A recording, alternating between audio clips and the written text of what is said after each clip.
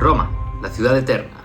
Sus calles respiran historias y su nombre evoca la gloria de un imperio ya desaparecido. Pero hay un pequeño problema. Roma no debería existir. Fue saqueada, despoblada, dejada a la merced de la maleza y los carroñeros, un esqueleto en descomposición sobre el que pastaban cabras. Y sin embargo, aquí está. ¿Cómo es posible? Nunca quedó totalmente despoblada. ¿Cómo vivía la gente en una ciudad completamente destruida? Te lo cuento.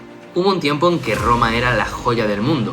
Su población llegó a superar el 1.000.000 de habitantes, algo que solo hasta el siglo XIX alguna ciudad europea logró conseguir.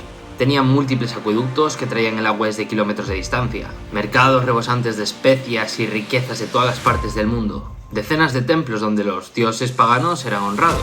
Pero la grandeza no es eterna. Bueno, nada lo es, ¿no?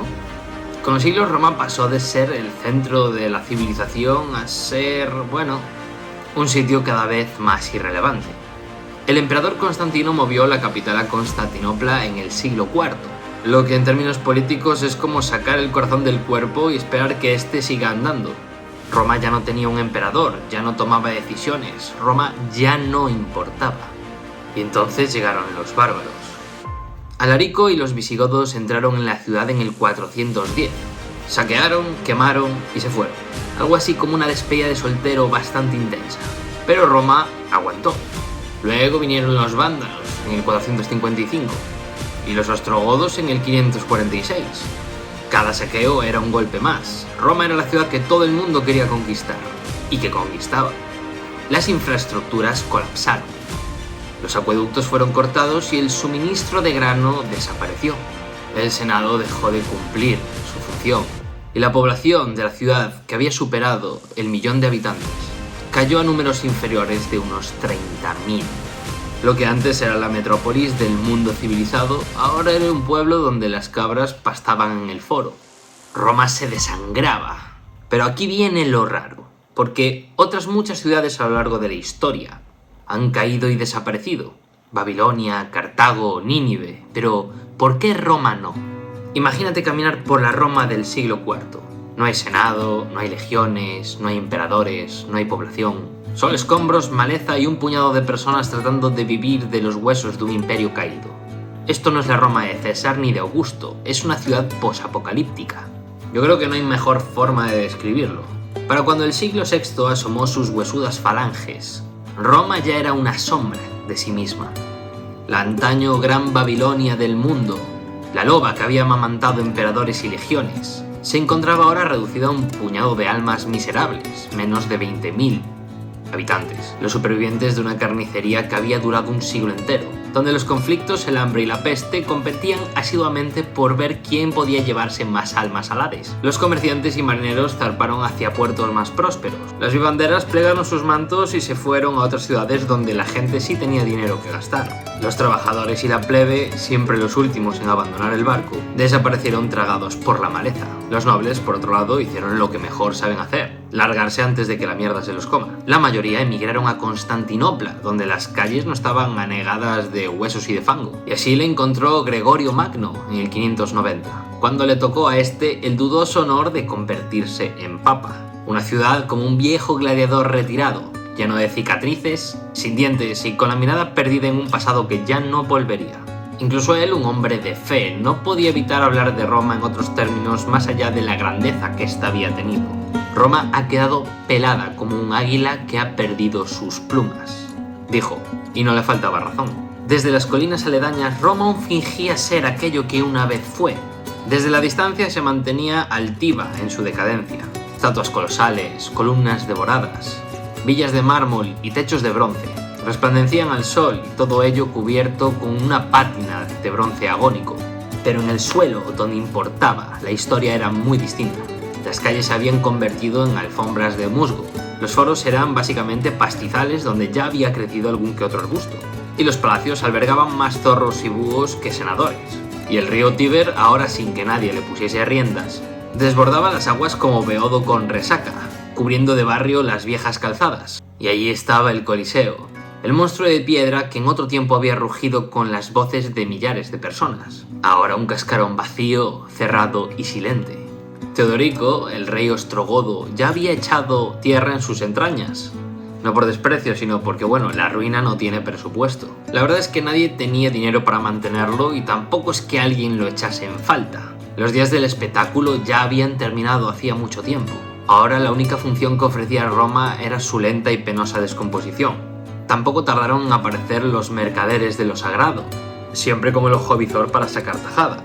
El mercado de las reliquias florecía como hiedra entre las ruinas, así como las visitas organizadas a cambio de un puñado de monedas. Ofrecían a los peregrinos la oportunidad de arrodillarse ante los restos chamuscados de un supuesto San Lorenzo, o de derramar piadosas lágrimas frente a la columna donde había sido azotada Santa Viviana con unas cuerdas cargadas de plomos. El turismo, ese oficio inmortal, fue el que encontró su gran nicho en la ciudad eterna. De hecho, ya en el siglo VII empezaban a circular las primeras guías de visitantes, una suerte de Lonely Planet medieval. El itinerario de Einsiedeln, por ejemplo, no era otra cosa que un mapa con indicaciones precisas de dónde arrodillarse o dónde tirar un puñado de monedas que luego evidentemente alguien pasaría a recoger. Pero la pregunta es, ¿dónde se apretujaban los últimos habitantes de esta gran ciudad abandonada?